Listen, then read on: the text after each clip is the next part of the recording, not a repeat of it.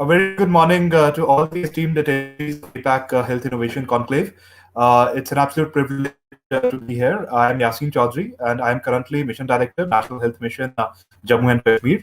I am particularly glad that this conclave is happening at a stage where healthcare system in India is recovering from the COVID pandemic two waves, and we are right now in the process of reforming and revolutionizing our service delivery architecture, and digitalization of the same is utmost crucial in terms of improving both efficiency as well as outreach. In my opinion, to begin with, I still think that the IT infrastructure and architecture within the sector is relatively still underdeveloped. In the states, it is even more so. And even though the Ministry of Health and Family Welfare has introduced a lot of innovations over the years, particularly through the means of various portals and websites which are used to collect and gather data, say the HMIS portal or the RCH portal, which states and UTs like us have been dependent on for a very long time. Our attempts to universalize the system is still nascent.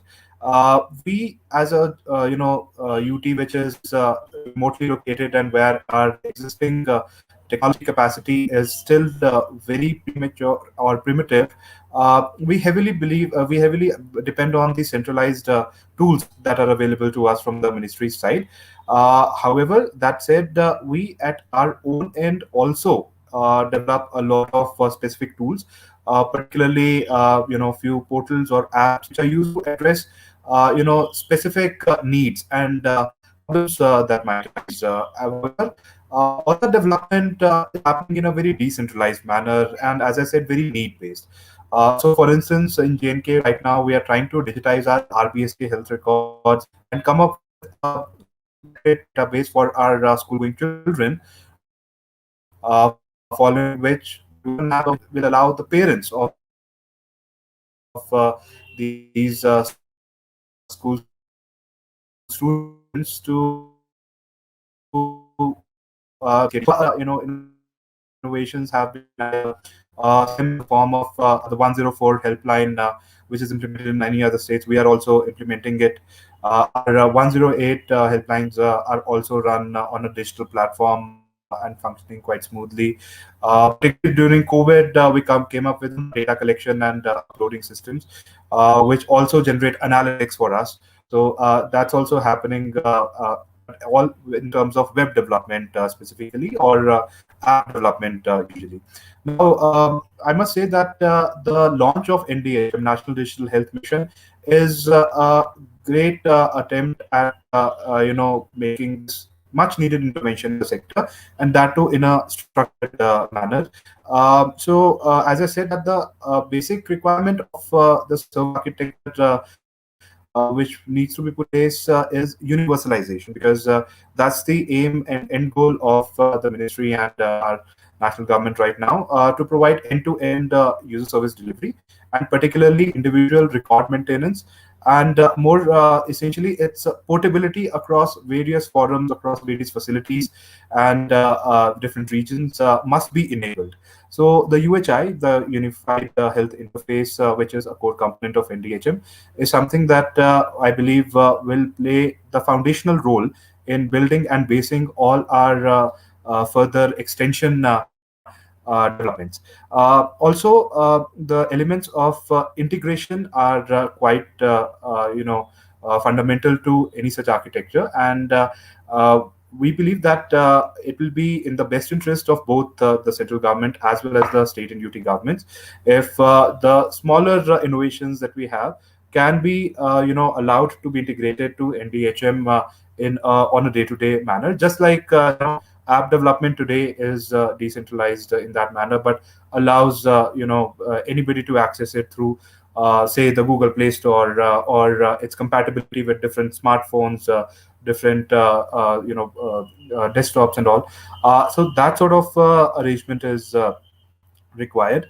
Also, healthcare professionals professional management is quite essential, particularly the HPR, the Healthcare Professionals Registry, and the DigiDoctor innovations which are launched under NDHM will enable us to actually bring all our health personnel onto the platform, and also enable us to track all our health activities, and most importantly, link professional to patient on a one-to-one basis, which will also ensure privacy, to say the least.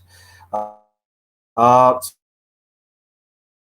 is requiring a whole lot of IT tool development, as well as ensuring it's adopted by the management level personnel, be it us within NHM, or those on the ground who are working as frontline workers.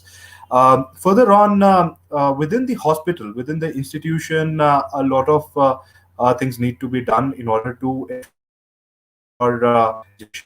We already have well-developed digital or the Mera Aspatal app, or various other forms of hospital MES within in place. We here in JNK are also in the process of launching our tele ICU facilities in an outsourced manner.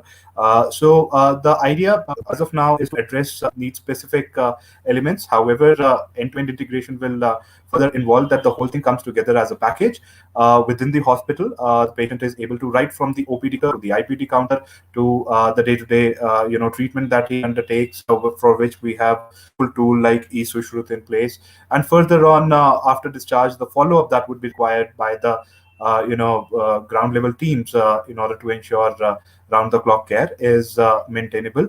That is also something where both states, as well as, say, the NIC or other such agencies who are stakeholders in NDHM need to work upon.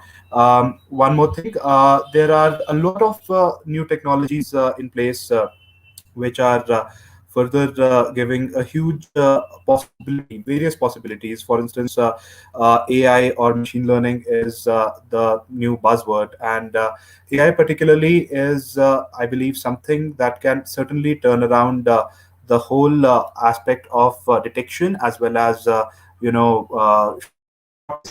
So, for instance, to give you an idea, we here in JK are trying to address the issue of oral cancer, which is cancer as it is, has a very high incidence in JNK. And for oral cancer, we are working with to develop a shortlisting or screening tool, which will just the local ASHA worker or the ANM or the MLHP take a photo of the internal mouth cavity of the patient, and the AI automatically detects the lesions which are specific to oral cancer, and is able to shortlist on the basis of the database that it has, whether it is a possible case of oral cancer and needs further follow-up and attention. Certain other things, the IPA and the RPA tools are also to be included, and all this with the intention to particularly address this long standing concern of inadequate number of healthcare professionals right down at grassroots level. So either they can replace the need of a physical professional, or more specifically, they can ensure that the patient in the remotest part of the country is able to directly liaise in, and his reporting and screening is happening in a digitally recorded manner with the professional, the health professional based no matter wherever else in the country.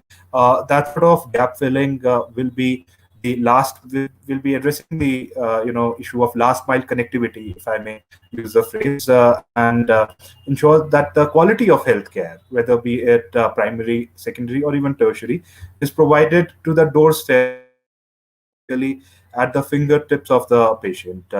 So we here are very keen on the output which will come out of this innovation conclave. I believe that there is a lot of knowledge sharing that needs to be done. There are a lot of best practices out there and further adopt. I look forward to being a part of this conclave. Thank you so much.